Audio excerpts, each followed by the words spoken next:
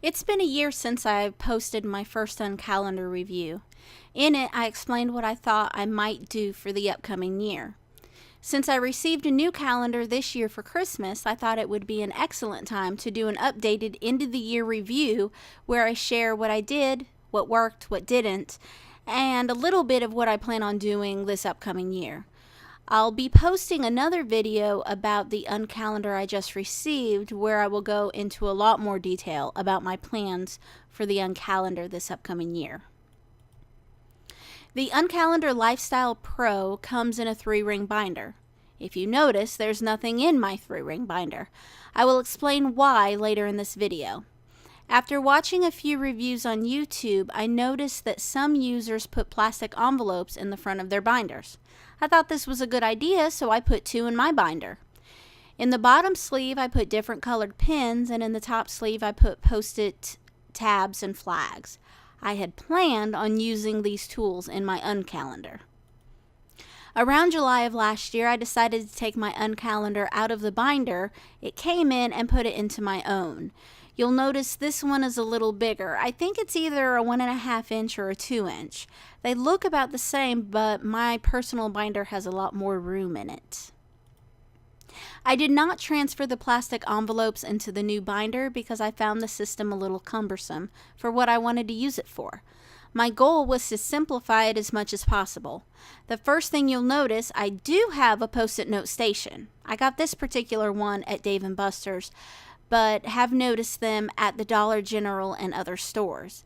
You can see that the system should work in theory, but what I found is a lot of the notes crinkled and many of them fell off completely. Despite this, I would definitely like to keep this if I end up going back to the 3-ring binder Uncalendar system. This year I opted for the full-size coil version, but if after a year I decide I like the 3-ring binder better, I think this is a tool I would like to keep in my binder. Moving on, I will begin by showing you the weekly Uncalendar view. If you'll remember from my other video, I said I was going to divide the 3 sections into work, home, and me. I did, and it worked out very well. It works for me chronologically because I start my morning and go to work. Then I come home, and then I tackle my personal agenda, be it working out, writing, reading, or what have you. I'm last, not because I'm putting myself last, but because it made more sense to me in my day. I also used the color coding system at the beginning of the year. Work was always blue, home was black, and I was purple. Then, in between those categories, I broke up the color coding even further. The man-beast appointments were orange, baby-girl's appointments were green, the man-child's appointments were a different shade of blue. I reserved red for special education events. It was a system I adopted my first year of teaching before I even began using the Uncalendar system. It worked for me, so I just continued to use it. Since I was learning my own system, I developed a key for what each color stood for. Part of the system didn't even make sense. For example, in my key, financial matters were pink, but every green block in my Uncalendar was reserved for financial matters. At the beginning of the year, I used this area here as a brain dump. I would just dump a bunch of to-dos and end up prioritizing them into what needed to be done that week. This red area to write inspirational quotes. I did use this chart to track various things. As you can see, even at the beginning, I didn't do such a great job actually following through with my daily habits. I did use post-it notes, but not regularly. I saw on a YouTube video where another Uncalendar user had used flags in her planner. She placed projects that she wanted to complete on the flags, and if she didn't get to them one week, she would just move them to another week to complete. This kept things neater for her. Something else I think I had talked about in the beginning of my last video was using post-it sticky notepads in this area.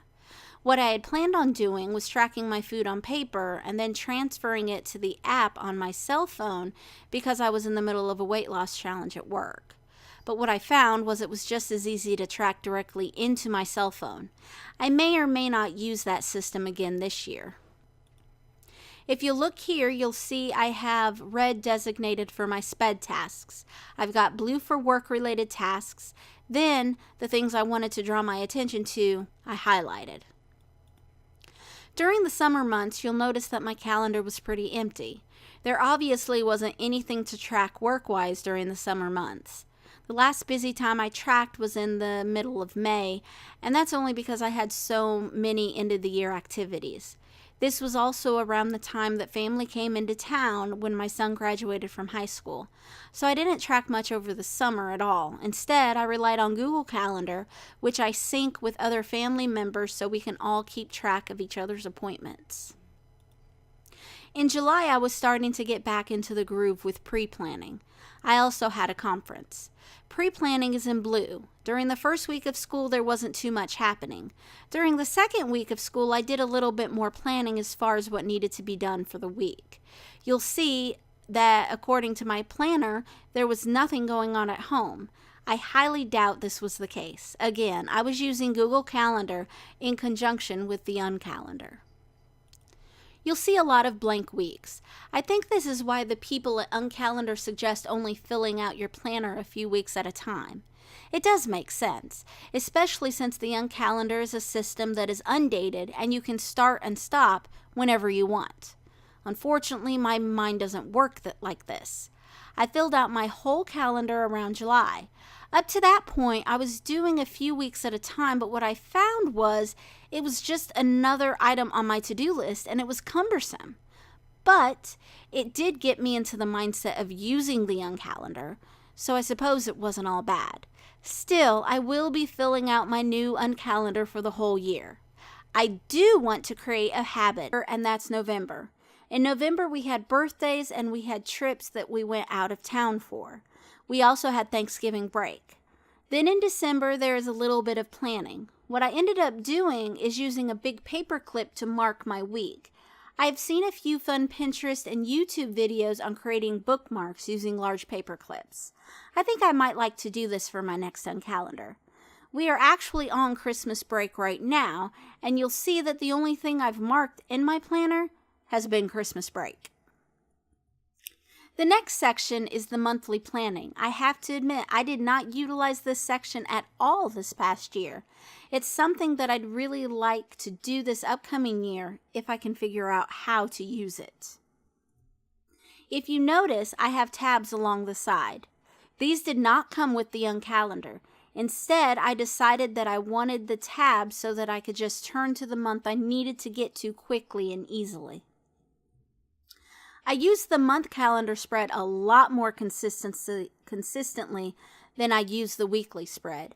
I think that's because I found big picture planning was easier than breaking them down into small bite-sized goals. This is something else I want to work on in the upcoming year.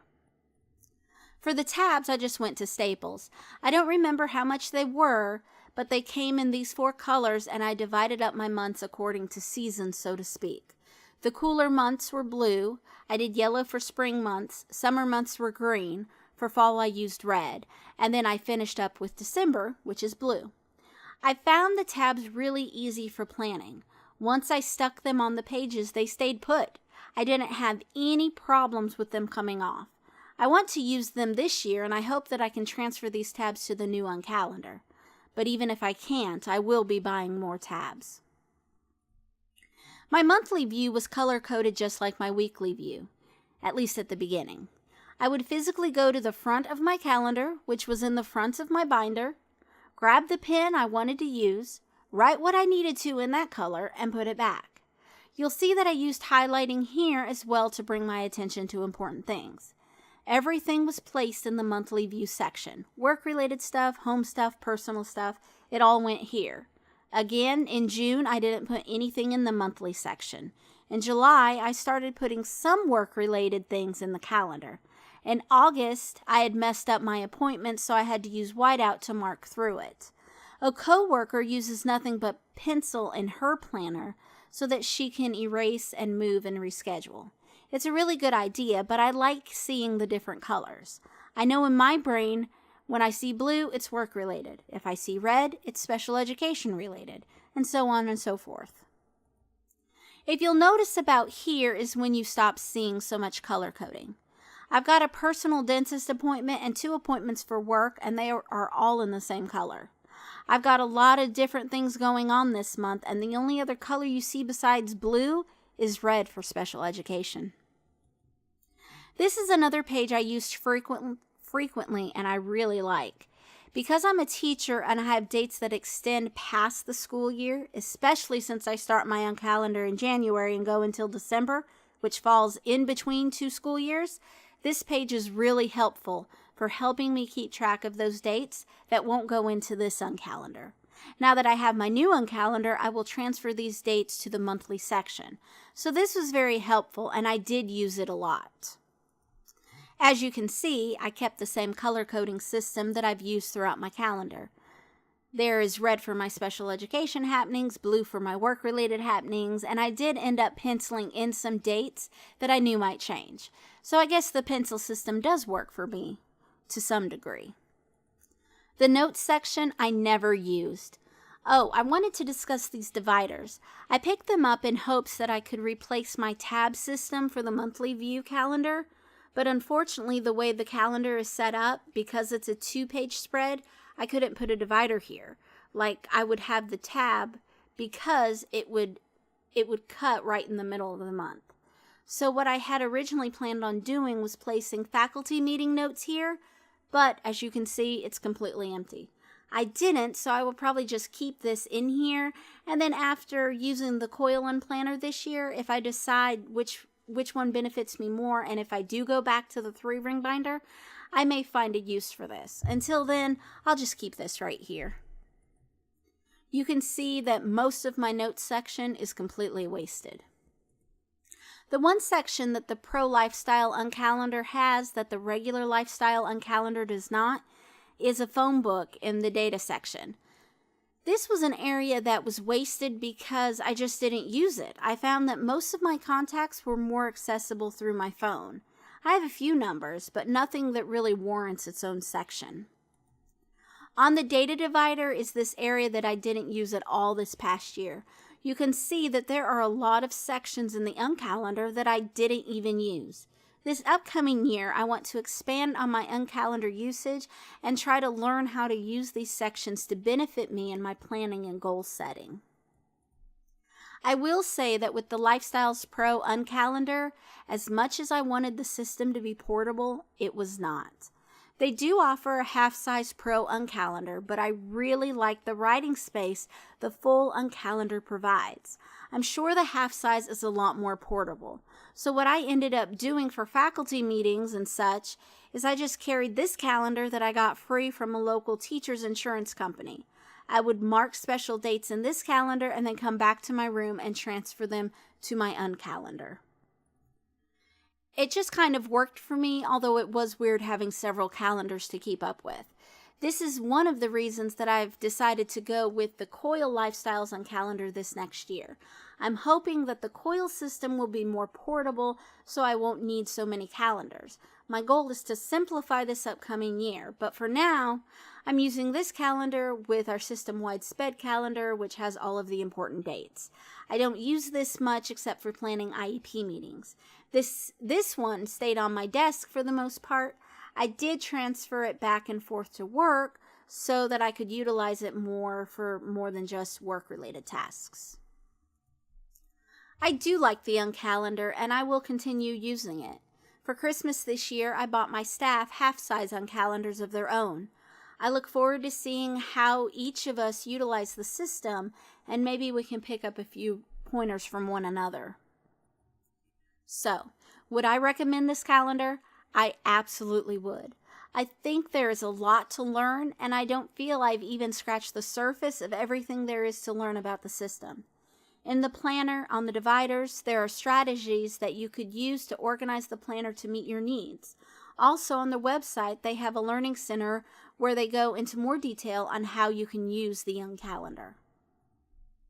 I'm really looking forward to learning more about the Uncalendar this upcoming year. I know some of you on the Facebook Uncalendar users group had asked for an updated video a while ago, so here it is. Also, if you notice, I have not made my calendar pretty with washi tape. I may experiment with it this year. Otherwise, the system worked just fine for me. I did contact the company and ask them if they were planning on printing out a grayscale version of the Uncalendar. They replied that they were, and they hoped it would be released sometime in 2017. This might appeal to some of you who don't like the primary color version as it stands now. I will definitely keep everybody updated on that in the Facebook group. Thanks for watching.